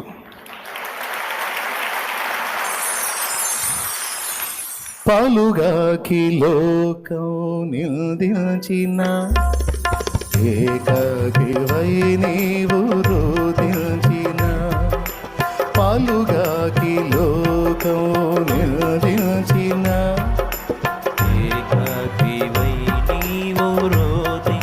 పెద్ద దేవుడంట, భక్తుడంట. ఆయన వస్తాడంట, ఈయన దర్శిస్తాడంట, ఈయన పోటు పొడుస్తాడంట, పోయి వాళ్ళందరినీ చేస్తాడంట. కథలకు కూడా హద్దులు ఉండాలి. నువ్వు ఎంత మాత్రం పోటుగాడవో మాకు తెలుసులే. అంత మాత్రం పోటుగాడు అయితే 20 ఏళ్ళు మా ఇంటికాడ ఉంటాయింది. నన్ను తీసుకొని వెళ్ళావు. ఇన్ని సంవత్సరాలు ఉంటావా? నీ దగ్గర అంత లేదు, అంత విషయం లేదు. ఓకే సిపోరా, ఓకే నువ్వు అనుకున్నట్టే వేస్ట్గానే అనుకో. ఆ గొర్రెలకు కూడా పనికిరాను అనుకో, పర్లేదు, ఏమైంది అనుకో. కానీ నా హృదయంలో నిరీక్షణ పోదు. ఎందుకంటే నేనేం చేశానో ఆయనకు తెలుసు, ఆయన ఏందో కూడా నాకు తెలుసు. ఇదే మోషే ఆ లక్షలాది మంది జనాన్ని బయటికి తీసుకొస్తున్నప్పుడు సిప్పోరా మొహం ఎట్టబెట్టి ఉంటుంది? అసలు సిప్పోరాల అందని ఏడుంది అంటారేమో, సిప్పోరాల అందని ఏడుంది అంటారేమో. అనరా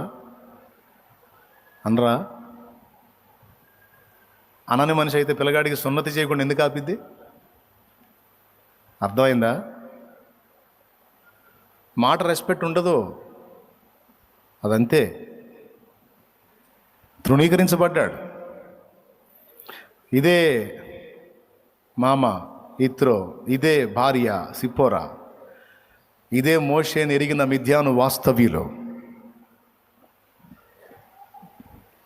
అప్పట్లో అగ్రరాజ్యమైన ఐగుప్తును వణికించి ఫరోకి బంపర్ స్ట్రోకులు ఇచ్చి ఆ లక్షలాది మంది ప్రజలను బయటికి తీసుకొస్తూ నంబర్ 1లో మోషే కనపడ్డప్పుడు ఎగతాళి చేసిన వాళ్ళందరి మైండ్ బ్లోయింగ్ పోయి ఉంటుంది నాకు తెలిసి.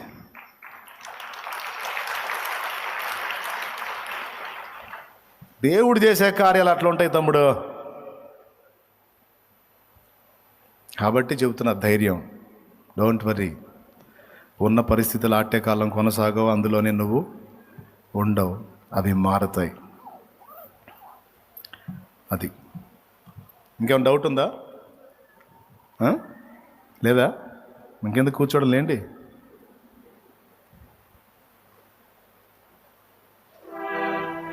అవమాన పర్వాలు ముగిసేనులే, ఆనంద గీతాలు పాడేవులే.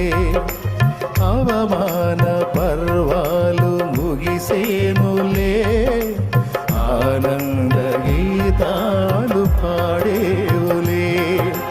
నవ్వినోళ్ళంతా నీ ముందు తలను వంచేరు ఇక ముందు, నవ్వినోళ్ళంతా నీ ముందు తలను వంచేరు ఇక ముందు. ఉందిలే దీవెనా ఎందుక వేదన, ఉందిలా యాతన దేవే మరచునా.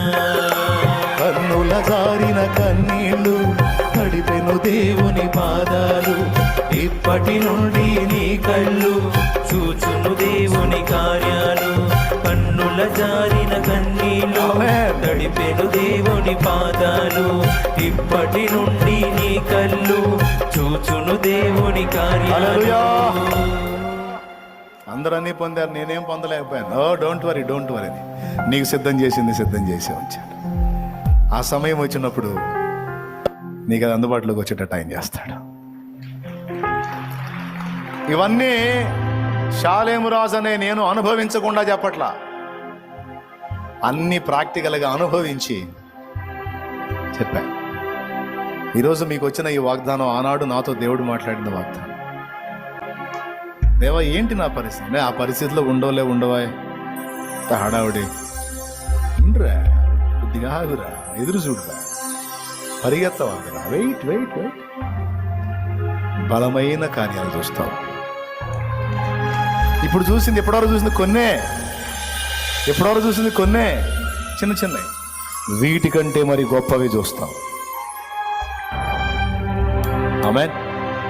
అనేకులకు దీవెనకరంగా మారుతావు, ఆశీర్వాదకరంగా మారుతావు. నువ్వు జయిస్తావు. నేనున్నాగా, నీ చెయ్యి నేను పట్టుకొని ఆ జయ జీవితాన్ని నీకు నడిపిస్తాను నేను. Don't worry. ప్రార్థన చేద్దామా? విశ్వాసులైన వాళ్ళు స్వతంత్రించుకుంటారు. ఎంతమంది విశ్వసిస్తున్నారో ఏమో మరి. ఈరోజు దేవుడు అందించిన ఈ వాక్కు శ్రేష్టమైనది ఏమిటి? ప్రేమ. ప్రేమతో పాటు ఊపిరున్నంత వరకు ఎదురు చూపు ఆగకూడదు. ఊపిరున్నంత వరకు నిరీక్షణ ఉంది. ఊపిరున్నంత వరకు జయము కొరకు ఎదురు చూపు ఉంది. ఎవరిని బట్టి ఆశ? ఎవరి మీద విశ్వాసం? ఎవరి కొరకు ఎదురు చూపు? ఆయనను బట్టి. ఈ నిరీక్షణ నన్ను సిగ్గుపరచలేదు, నిన్ను సిగ్గుపరచదు. ప్రార్థన. ప్రేమ కలిగిన మా తండ్రి, మహాపరిశుద్ధుడగు దేవానికి స్తోత్రాలు. దేవా, మా ప్రార్థన ఆలకించి ఈ దాసుని మరుగుపరిచి నాతోనూ మాతోనూ మరొకసారి మా ప్రాణాలను బలపరిచేందుకై మీరు మాట్లాడినందుకు నీకు స్తోత్రాలయ్యా. నిజమేనైనా నిరీక్షణ కోల్పోతున్న స్థితిలోనే మేము ఉన్నాం. ఇంకెప్పుడు మా జీవితాలు మారుతాయి, ఇంకెప్పుడు దేవుడు మా జీవితంలో కార్యం చేస్తాడని నిరీక్షణ కోల్పోతున్న తరుణంలోనైనా నీవే నీ దాసుని ద్వారా మాట్లాడావు. నేను నిన్ను ఉండనివ్వను, నీ బలహీన స్థితిలో ఇప్పుడు నీ ఉన్నట్టుగా నేను ఉండనివ్వను. ఓ గొప్ప స్థితిని నీ కొరకు దాచి వచ్చాను. ఈ తల ఎత్తి నిన్ను గణపరుస్తాను, నవ్విన వారి ముందు నిన్ను గణపరుస్తానని మాట్లాడావయ్యా. అలనాడు ఏ భక్తుని నువ్వు దాటి వెళ్ళిపోనట్లుగా ఈ రోజు మాకు కూడా భరోసా ఇచ్చావు, మా హృదయాన్ని ధైర్యపరచావు. నేను నిన్ను దాటిపోను, ఇదిగో నేను నీ పక్షాన కార్యము చేయ సిద్ధపడి ఉన్నాను, బలమైన కార్యాలను చూడబోతున్నావు అని ఎన్నో ఎన్నో గొప్ప గొప్ప ఆదరణకరమైన మాటలు మాతో మాట్లాడి మా హృదయాన్ని బలపరిచినందుకు నీకు స్తోత్రం. అపవాది ఎక్కడ ఈ మాటలు దొంగిలించకుండా యేసు నామములో వారిని బంధిస్తున్నాము నాయన. కడ వరకు ఈ నిరీక్షణ గలవారమై మేము సాగిపోయేటట్లుగా కృప దయచేదేవా. వాక్యమిత్ర నీ దాసుని బలపరిచి ఇంకను వాడుకోండి, ఇంకను అభిషేకించు. ఈ మాటల ద్వారా నాయన ఎందరైతే ఇక్కడ లైవ్లో అనేక మంది లక్షలాది మంది వింటూ ఉండగా వారి హృదయాలు బలపరచుబడునుగాక, నిరీక్షణ కలుగునుగాక. గొప్ప కార్యాలు జరిగిస్తున్నందుకు వందనాలు చెల్లిస్తూ యేసు నామములో కృతజ్ఞతలు చెల్లిస్తున్నాము తండ్రి. ఆమేన్. ఆమేన్. పరలోకమందున్న మా తండ్రి, నీ నామం పరిశుద్ధపరచుబడుగాక, నీ రాజ్యం మాకు వచ్చుగాక, నీ చిత్తం పరలోకమందు నెరవేర్చున్నట్లు భూమి ఎందులో నెరవేరునుగాక. నేడు మాకు కావలసిన అనుదిన ఆహారం దయచేయండి. మా పట్ల అపరాధం చేసిన వారిని మేము క్షమించిన ప్రకారం మీరు మా అపరాధాలు క్షమించండి. మమ్మల్ని శోధనలోకి తెక దుష్టు నుంచి తప్పించండి, కీడు నుంచి రక్షించండి. ఎందుచేతనగా రాజ్యము, బలము, మహిమ, శక్తి సర్వము నిరంతరము నీవై ఉన్నావు తండ్రి. ఆమేన్. వచ్చే శనివారం ఏదో ఉందనుకుంటా. ఈ నెల చివరిలో ఏమున్నాయి? ఈ నెల చివరి బుధవారం ఏమున్నాయి? రైట్. మీరు ఎవరైనా మీ చేతిని యేసయ్య చేతికి అందించి మీ జీవితాన్ని మార్పులోకి తీసుకెళ్ళాలి, బాప్తిస్మం పొందాలనుకున్న వాళ్ళు ఈ నెల చివరి బుధవారం, డేట్ 27వ తారీఖు బాప్తిస్మాల కార్యక్రమం ఉంటుంది. సిద్ధపడండి. 27 ఈ లోపు పాపాలు ఒప్పుకొని మారు మనసు పొంది ప్రభునామమున ప్రార్థన చేసి సిద్ధపడండి. ఈ నెల 27న బాప్తిస్మాలు ఉన్నాయి. ఆశీర్వాదంతో ముగించుకుందాం. మన తండ్రి అయిన దేవుని ప్రేమ, ఆయన ప్రియ కుమారుడు లోకరక్షకుడైన యేసు క్రీస్తు దివ్యమైన కృప, పరిశుద్ధాత్మ దేవుని అన్యోన్య సహాయ సహవాసములు సమకూడిన మనకు, సకల పరిశుద్ధులకు, సార్వత్రిక సంఘం అంతటికి, అలాగే ఈరోజు దేవుడు పలికిన మాటలు నెరవేర్చి ఆయన మన ఎడల కృప చూపిస్తున్నందుకు యేసు నామమున అడుగుచున్నాము తండ్రి. సదాకాలము తోడే నడిపించును గాక. ఆమేన్. ప్రవేశ రక్తమే జయం, ప్రవేశ రక్తమే జయం. యేసు నామానికి సంపూర్ణ విజయం కలుగును గాక. ఆమేన్. హల్లెలూయా, హల్లెలూయా, హల్లెలూయా.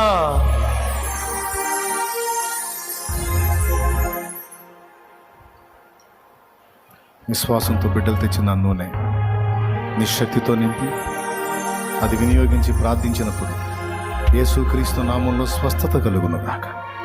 ఈ ప్రభావంతో రోగులైన వారిని ముట్టి బాగు చేసి సర్వ శరీరమునకు ఆరోగ్యమును కలిగి తిరిగి క్షేమంగా గృహాలకు చేరు పర్యంతో నీ భద్రతా కాపుదల దయచేసి ఆశీర్వదించు. యేసు నామములో వేడుచున్నాం తండ్రి. ఆమేన్. దేవుని వాగ్దానాన్ని స్వతంత్రించుకొని హ్యాపీగా బయలుదేరండి. కృప మనందరికీ తోడై ఉండునుగాక.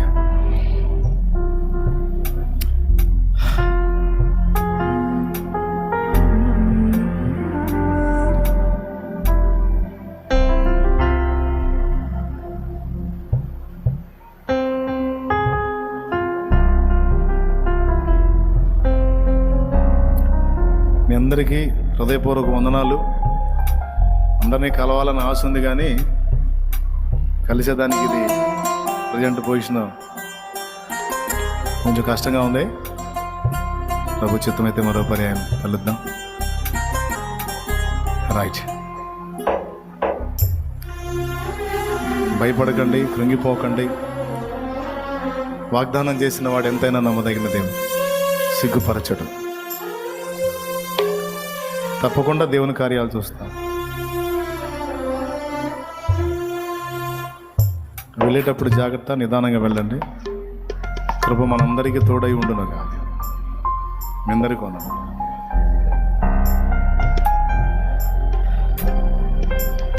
ఆ పరిస్థితులు నీకు ఉండనీనన్నాడుగా. ఓ హ్యాపీగా పో.